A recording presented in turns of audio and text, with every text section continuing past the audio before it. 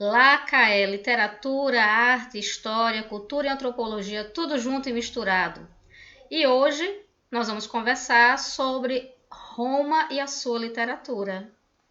Inicialmente, é importante pensar que a história antiga, ela tem uma memória social muito forte.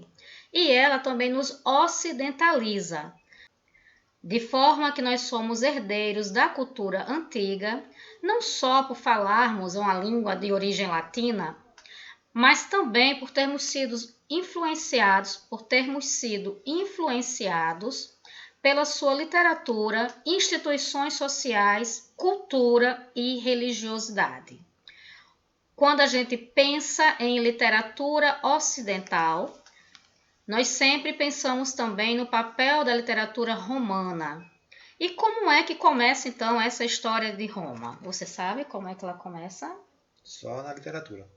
Pois é, talvez muitos saibam apenas ou na literatura ou apenas na história. Nosso objetivo aqui hoje é falar das 3 fundações de Roma, tanto a mítica ou lendária, quanto a histórica e a literária. Então, a nossa conversa hoje vai girar em torno de 3 eixos. Estão prontos? Estão prontas? Então, vamos começar.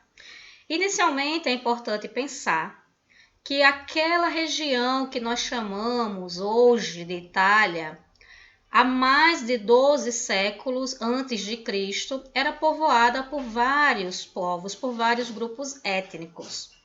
Porém, foi apenas no século VIII antes de Cristo que se organizou uma cidade chamada Roma. Você lembra da história de Rômulo e Remo? Sim, dos irmãos foram criados por uma loba. Quem não lembra disso aí? Pois é, né? Então essa é a nossa primeira versão para a história de Roma, a versão mítica ou lendária. O que é que você sabe sobre isso? Que 2 irmãos gêmeos foram criados por uma loba. Pois é, só que vai muito além, né? Segundo a lenda, esses 2 irmãos, Rômulo e Remo, seriam os herdeiros do reino de Alba Longa, mas o seu tio, que queria continuar no trono, decidiu então que aquelas crianças deviam ser assassinadas e pediu para um serviçal largá-las na floresta. Porém, as crianças foram encontradas por uma loba que as amamentou até que um camponês resgatou os irmãos gêmeos, que foram criados afastados de Alba Longa, mas que quando souberam da sua origem, retornaram e venceram seu tio. Porém, os irmãos se desentenderam e acabaram entrando em conflito, onde Rômulo assassina Remo e funda a cidade de Roma no ano 753 a.C. Então, essa é a parte lendária. Rômulo seria então o primeiro rei de Roma. A monarquia romana seria a primeira fase da sua história e seria dividida então em 2 partes também. Uma monarquia que a gente vai chamar de reis lendários, todos de origem latina, e uma monarquia de etruscos. Esses últimos reis etruscos vão justamente vivenciar a decadência desse período, principalmente o famoso Tarquínio, o Soberbo, que vai ser derrubado por uma aliança entre os aristocratas e vai assim ser o último monarca de Roma, abrindo espaço para a segunda fase da história, que é o que chamamos de república. Nós 2 estudamos latim. Vocês já conhecem a língua latina? Vocês sabem qual é o papel dela? Qual foi o nome do nosso professor, você lembra? Alzir? Professor Alzir. Acho que só não posso chamar de latim de língua morta, porque Alzir está por aí ainda falando latim firme e forte. Pois é, e a gente teve a oportunidade de estudar latim em uma obra que trazia muitos elementos da República Romana, da história, textos, fragmentos originais em latim da República Romana. República é uma palavra de origem latina que significa coisa do povo.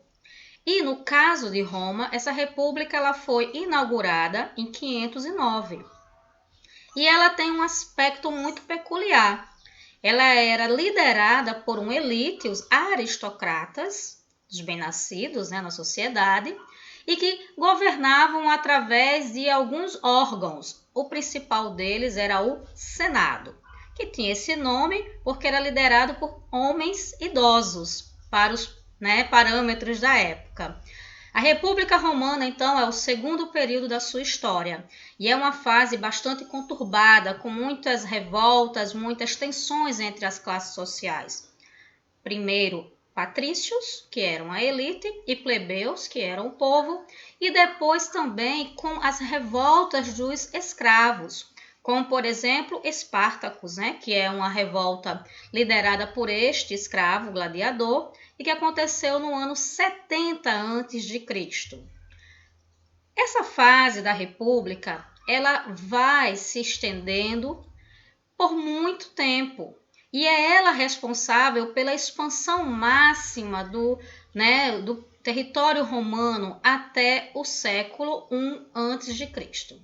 Durante essa fase, Roma vai formar um exército profissional, vai desbravar o Mediterrâneo, inclusive derrotando outras potências marítimas e comerciais da época, como Cartago, e vai depois conquistar os reinos helenísticos, dando aí subsídios para essa herança grega que vai influenciar de forma tão forte a cultura romana.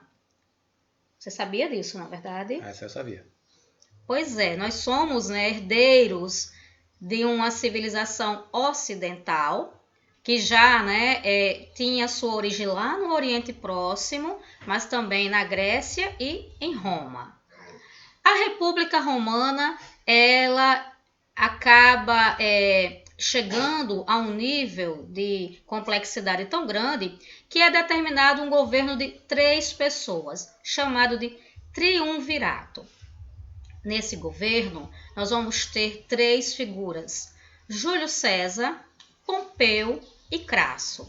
Júlio César era um general romano. Você também conhece, né, dos textos lá do nosso livro, né? Venci, né? Pois inclusive foi até interessante você falar essa frase, porque nos nossos estudos de latim, na faculdade, nós lemos esse texto, né? Nós lemos esse texto em latim, né? Uma parte desse texto. E essa frase é justamente uma das questões mais importantes do triunvirato. O triunvirato ele começa em 60 a.C. e Júlio César é enviado para longe de Roma, né?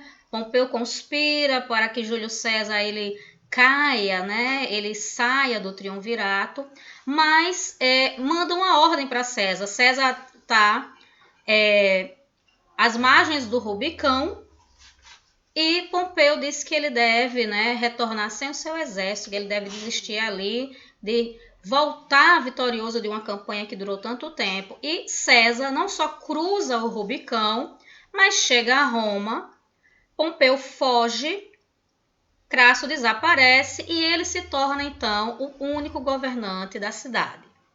Vejam só, o primeiro triunvirato abre as portas para a transição da república para o império. Júlio César faz um governo muito interessante, com várias políticas direcionadas para tanto plebeus, né, quanto patrícios, porém ele desagrada ao Senado e é morto em uma conspiração. Muitos alegam que o motivo da sua saída tão cedo do poder foi o fato de ele ter se envolvido com a rainha egípcia Cleópatra. Cleópatra, herdeira dos generais gregos que conquistaram o Egito com Alexandre da Macedônia, se recusava a aceitar o controle de Roma sobre o seu território. Fez uma aliança com Júlio César. Então, muitos autores dizem que essa aliança de César com Cleópatra lhe custou a vida. Inclusive, nós temos Cleópatra no seu trono, no seu divã aqui, deitada, né? em todo o seu resplendor, né, em toda a sua jovialidade, sua inteligência também. É importante, então, destacar que quando termina o primeiro triunvirato, é necessário formar um novo. E esse novo triunvirato vai contar com mais 3 figuras, né? Mais 3 personagens, que é Otávio, ainda não é Augusto, é Otávio apenas, né? Marco Antônio, general romano, e Lépido. Marco Antônio é enviado, então, para o Egito. E essa rainha está dando muito trabalho. Ela tem que se submeter à autoridade de Roma. E ele também é conquistado por ela. Resultado, então, simplesmente Marco Antônio abre uma guerra com Otávio, que o vence. E aí sim, Otávio instala o Império Romano. O ano é 27 a.C. E a história de Roma nunca mais será a mesma. Por quê? Otávio inaugura o que nós vamos chamar de o século de ouro da história romana e que vai ser essencial para a gente entender a literatura também. Agora é com você, professor Fabiano. E aí chegamos na origem literária de Roma, né? O imperador Otávio, né?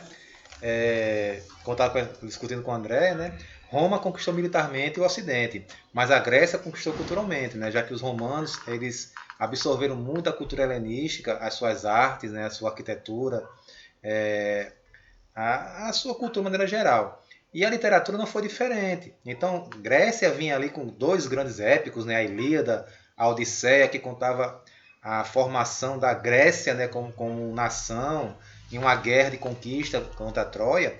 E o imperador romano também queria uma origem dessa, queria uma história como essa. Então ele chamou um grande poeta chamado Virgílio, né? Que vai ter uma grande influência na cultura ocidental, já que a partir dele nós temos de influência direta 2 grandes obras, a Divina Comédia, de Dante Alighieri, né? Onde Dante ele escolhe Virgílio para ser seu guia no passeio pelo submundo, né? No inferno, purgatório inferno e purgatório na verdade, porque no céu, por Virgílio ser pagão, ele não consegue entrar e aí Beatriz assume as rédeas. E em Camões, né? Nos Lusíadas, né? Mas aí Vigílio ele recebe a incumbência, né, uma encomenda de escrever uma origem para Roma literária, uma origem épica. E aí Vigílio ele escreve a Eneida, né, que ele passa 12 anos escrevendo. Ele escreve muito tempo, né? Dentro do século I, né, a.C., no ano 30 a.C., né, ele começa a escrever a sua Eneida e escreve até o ano de sua morte, né, o ano 19 a.C.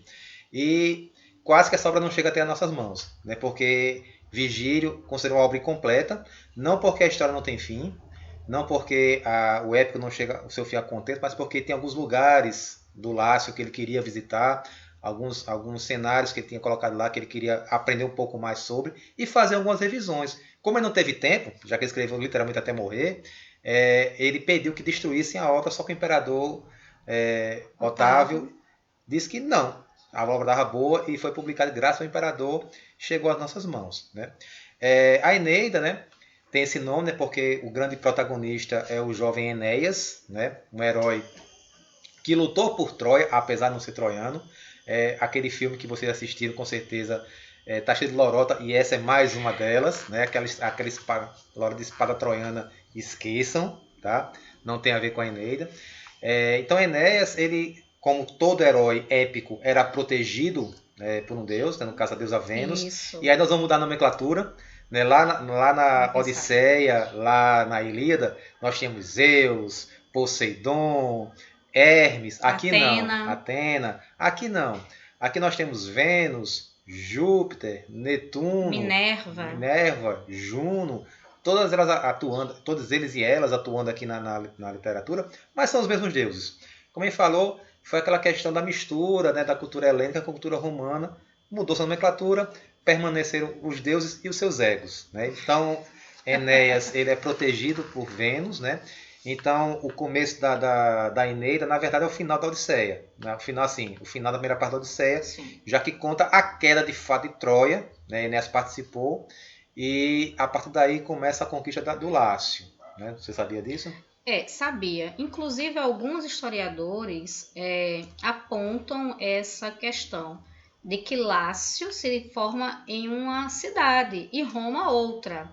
Então seriam cidades rivais que se unem historicamente, que na lenda não aparece, né? Na lenda já aparece Rômulo fundando Roma. Então é importante a gente lembrar também que o Lácio era de fato muito importante na história da fundação de Roma. Na literatura, inclusive, isso também aparece. Tá?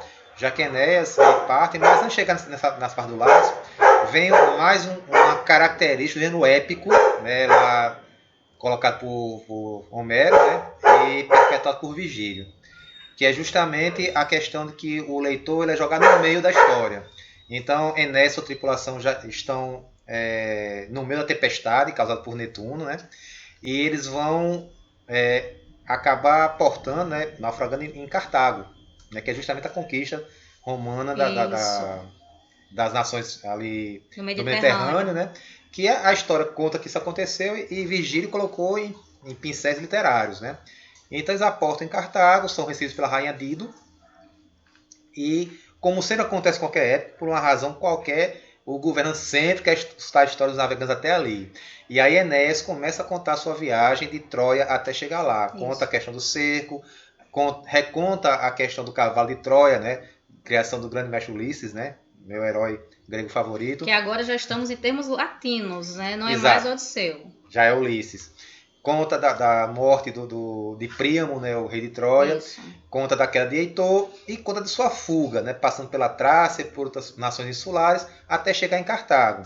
Lá em Cartago, né, Dido se apaixona por Enéas. Não é porque o cara é extremamente irresistível. É porque ele é protegido por Vênus. E Vênus dá aquela velha focinha, né? Vá lá, se apaixona, afinal, Deus do amor.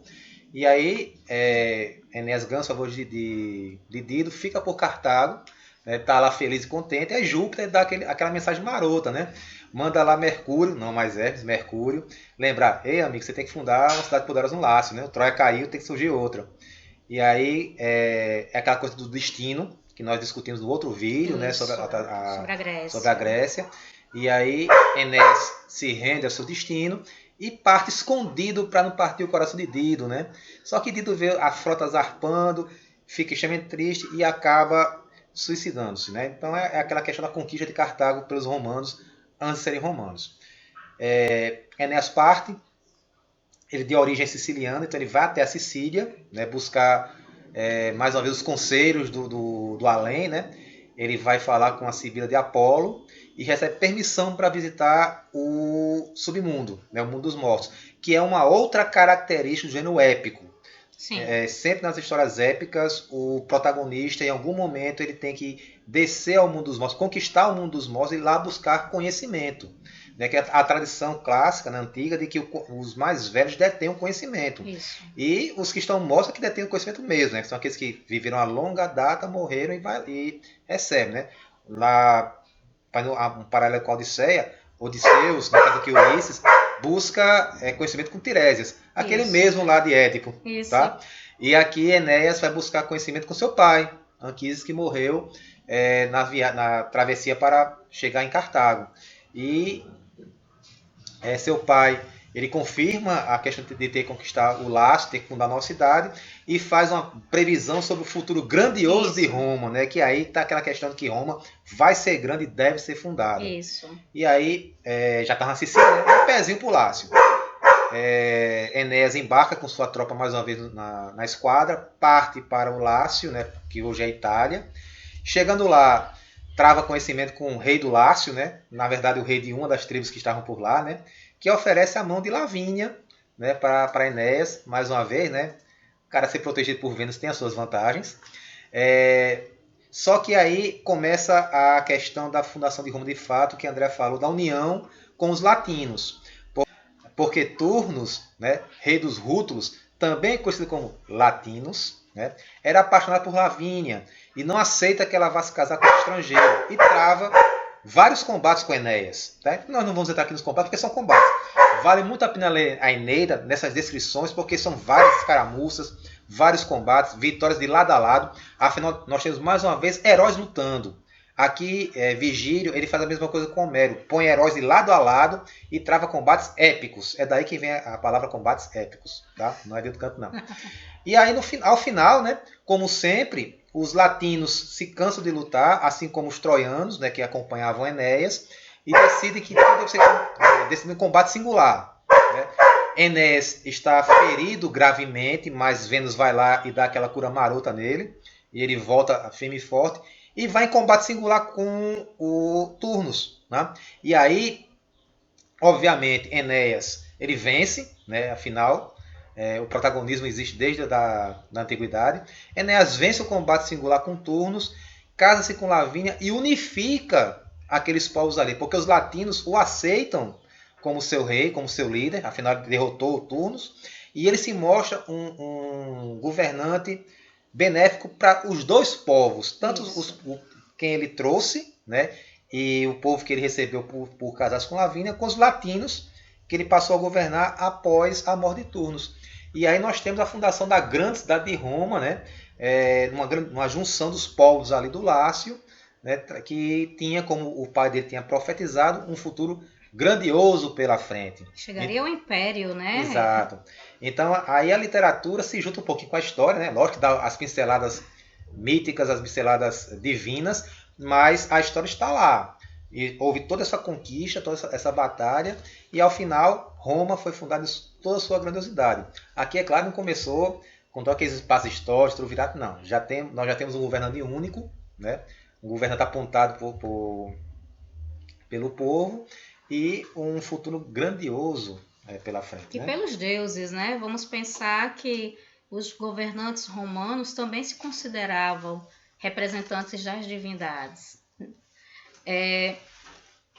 A gente entende, então, que Roma está nas nossas origens. Essa discussão ela é importante porque existem aqueles que criticam o fato da gente enfatizar a história antiga. Mas mesmo que não sejamos europeus, nós fomos colonizados pelos europeus. E faz todo sentido estarmos aqui juntos no LACA, eu, professora Andréa Mendes e o professor Fabiano Machado, trazendo essa discussão para vocês. Esperamos que tenham gostado e aguardamos, né? Aguardamos vocês no nosso próximo salto temporal, né, que nós vamos partir para a Idade Média. Justamente, né?